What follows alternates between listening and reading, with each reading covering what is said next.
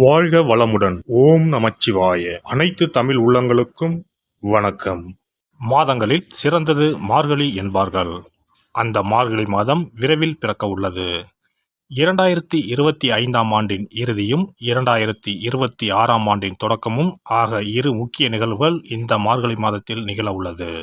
நிகழும் மங்களகரமான விசுவாசு ஆண்டு டிசம்பர் மாதம் 16ஆம் நாள் செவ்வாய்க்கிழமை அன்று துவாதசி திதியில் சுவாதி நட்சத்திரத்தில் அதிகண்டம் நாமயோகத்தில் கௌளவம் கர்ணத்தில் சித்தயோகம் கூடிய நன்னாளில் இந்த மகத்தான மார்கழி மாதம் பிறக்கிறது.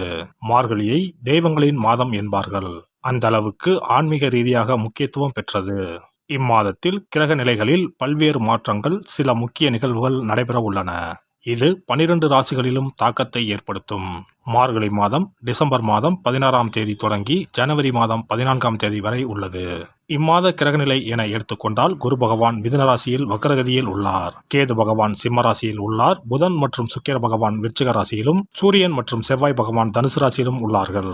சனி மற்றும் ராகு பகவான் கும்பராசியில் உள்ளனர். இம்மாத கிரக பயிற்சி என எடுத்துக்கொண்டால் 21/12/2025 குரு பகவான் வக்ர நிலையில் புனர்பூசம் 4ஆம் பாதத்தில் இருந்து புனர்பூசம் 3ஆம் பாதத்திற்கு பயிற்சியாக உள்ளார். 22/12/2025 சுக்கிர பகவான் விருச்சிக ராசியில் இருந்து தனுசு ராசிக்கு பயிற்சியாக உள்ளார். அதேபோல 25/12/2025 புதன் பகவான் விருச்சிக ராசியில் இருந்து தனுசு ராசிக்கு பயிற்சியாக உள்ளார். மேலும் 11/1/2026 புதன் பகவான் தனுசு ராசியில் இருந்து மகர ராசிக்கும், செவ்வாய் பகவான் 14/1/2026 தனுசு ராசியில் இருந்து மகர ராசிக்கும் பயிற்சியாக உள்ளார். இம்மாத சிறப்புகள் என எடுத்துக்கொண்டால் டிசம்பர் மாதம் 19ஆம் தேதி அனுமன் ஜெயந்தி, டிசம்பர் மாதம் 30ஆம் தேதி வைகுண்ட ஏகாதசி, ஜனவரி 3ஆம் தேதி ஆருத்ரா பௌர்ணமி, ஜனவரி 14ஆம் தேதி போகி பண்டிகை ஆகிய நிகழ்வுகள் உள்ளன.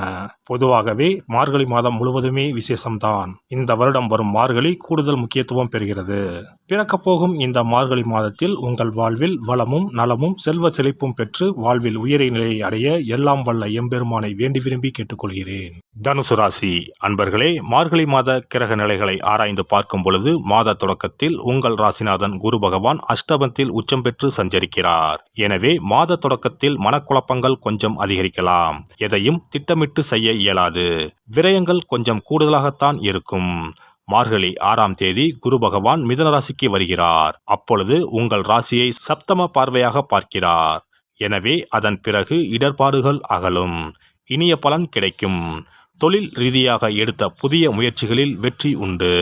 மார்கழி 6ஆம் தேதி மிதுன ராசிக்கு குரு வருகிறார். அவரது பார்வை உங்கள் ராசியில் பதிகிறது. பொதுவாக குரு இருக்கும் இடத்தை விட பார்க்கும் இடத்திற்கு பலன் அதிகம் உண்டு.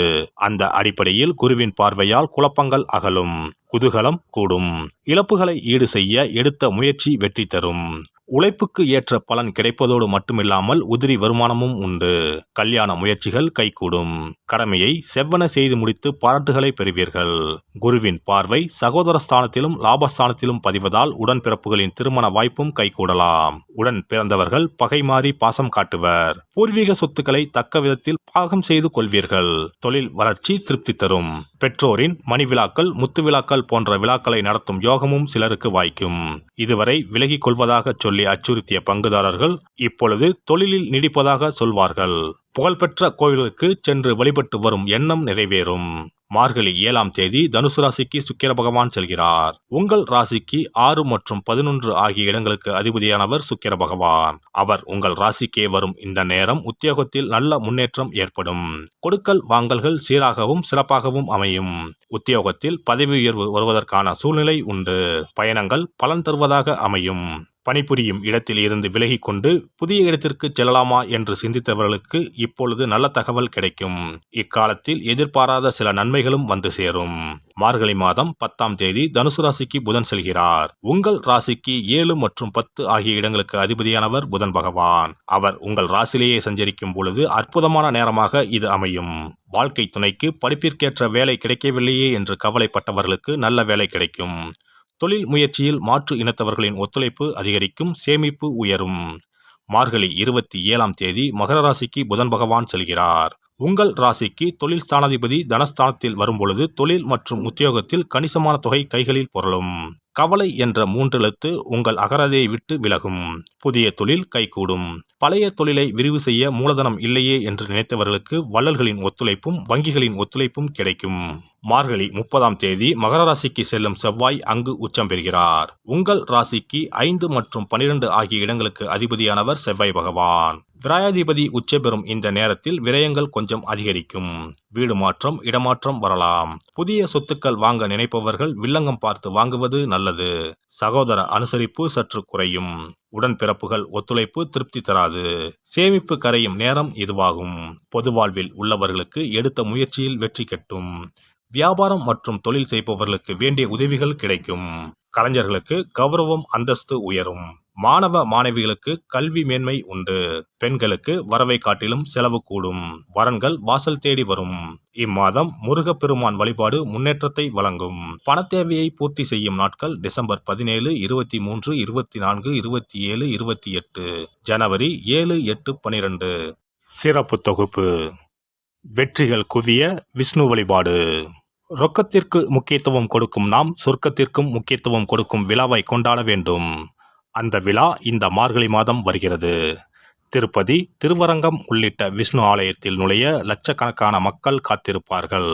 அதேபோல திருக்கோஷ்டியூர், உப்பிலியப்பன் கோவில், திருமோகூர் போன்ற உலகத்தில் உள்ள சகல விஷ்ணு ஆலயங்களிலும் ஏகாதசி விழா உற்சவம் சீரும் சிறப்புமாக நடைபெறும். இந்த கண்கொள்ளா காட்சியை கண்டு மகிழ்ந்தால் பொன்னும் பொருளும் போற்றுகின்ற செல்வாக்கு இன்னும் உயரும். மாதங்களில் புனிதமானதாகவும் தேவர்கள் துயில் எழும் மாதமாகவும் கருதப்படும் மார்கழி மாதத்தில் நாம் விஷ்ணுவை வழங்கினால் விருப்பங்கள் அனைத்தும் நிறைவேறும். அதனால்தான் மாதங்களில் நான் மார்கழி என்று கண்ணன் சொல்லியதாக சொல்வார்கள். இம்மாதம் 15ஆம் தேதி அதாவது 30/12/2025 செவ்வாய்க்கிழமை வைகுண்ட ஏகாதசி வருகிறது. அங்கனம் வைகுண்ட ஏகாதசி வரும்பொழுது சொர்க்க வாசலை திறப்பார்கள். ஆண்டு முழுவதும் அடைத்திருக்கும் கதவு அன்று மட்டும்தான் திறந்து வைக்கப்படும். அந்த சொர்க்க வாசலின் வழியாக நாம் நுழைந்து வந்தால் சிக்கல்கள் தீரும், செல்வ வளம் பெருகும். ஏகாதசி அன்று இல்லத்து பூஜை அறையில் விஷ்ணு லட்சுமி படம் வைத்து வழிபட வேண்டும். அவள் வெல்லம் கலந்து நைவேத்தியம் வைத்து சாப்பிடலாம். முழு விரதம் இருக்க முடியாதவர்கள் மதியமும் இரவும் பலகாரம் செய்து சாப்பிடலாம். அன்று இரவு முழுவதும் கண் விழித்திருக்கும் பொழுது இறை தியானத்தையே மேற்கொள்ள வேண்டும். மறுநாள் அதிகாலையில் சூரியன் உதிக்கும் முன்னதாக நீராடி பச்சரிசி சோறு, அகத்திக்கீரை, நெல்லிக்காய், கருணைக்கிழங்கு, புளிக்குழம்பு சாப்பிடுவது நல்லது. அகத்திக்கீரையும் நெல்லிக்காயும் உணவில் சேர்த்து கொள்வது அவசியமாகும். இந்த மார்கழி மாதத்தில் கன்னிப் பெண்கள் அதிகாலையில் எழுந்து நீராடி வீட்டின் முன்பக்கத்தில் கோலமிட்டு அதன் மத்தியில் மஞ்ச வண்ண பூ வைத்தால் மங்களம் உண்டாகும்.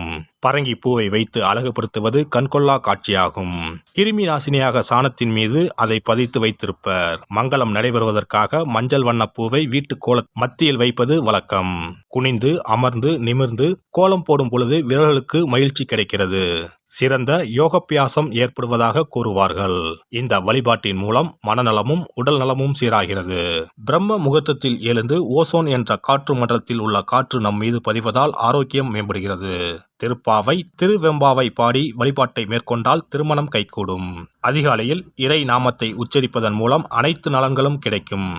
இப்படிப்பட்ட சிறப்பு வாய்ந்த மார்கழி மாதத்தில் ஏகாதசி விரதத்தை இனிதே கடைபிடித்து பார்க்கடலில் துயிலும் பரந்தாமனை வழிபட்டால் வாழ்க்கை வளமாகும், வளர்ச்சியும் பெருகும், வருங்காலம் நலமாகும், வருமானம் திருப்தி தரும். விஷ்ணுவை வழிபட்டு அவரது துணையாக விளங்கி செல்வத்தை நமக்களிக்கும் லட்சுமியின் சன்னதிக்கு சென்று லட்சுமி வருகை பதிகம் பாடினால் அந்த தேவி இல்லம் தேடி நமக்கு அல்ல குறையாத செல்வத்தை வழங்குவாள். அஷ்டலட்சுமியின் படத்தை விஷ்ணு லட்சுமி படத்துடன் பூஜை அறையில் வைத்து வழிபடுவது நல்லது.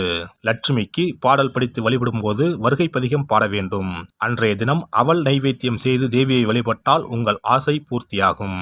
நமக்கு வாழ்வில் ஏற்படும் இன்னல்கள் அகன்று இனிய பலன் கிடைக்கும். எல்லாம் வல்ல இறையருளால் நீங்களும் உங்கள் அன்பு குடும்பமும் உடல் நலம், நீலாயுள், நிறை செல்வம், உயர் புகழ், மெய்ஞானம் ஓங்கி வாழ்க வளமுடன். இந்த வீடியோ பதிவு உங்களுக்கு பிடித்திருந்தால் லைக் பண்ணுங்க, கமெண்ட் பண்ணுங்க, ஷேர் பண்ணுங்க, மறக்காம சப்ஸ்கிரைப் பண்ணுங்க, பக்கத்துல இருக்கிற பெல் பட்டனை கிளிக் பண்ணுங்க. நன்றி, வணக்கம். ஓம் நமச்சிவாய. சிவாய நம.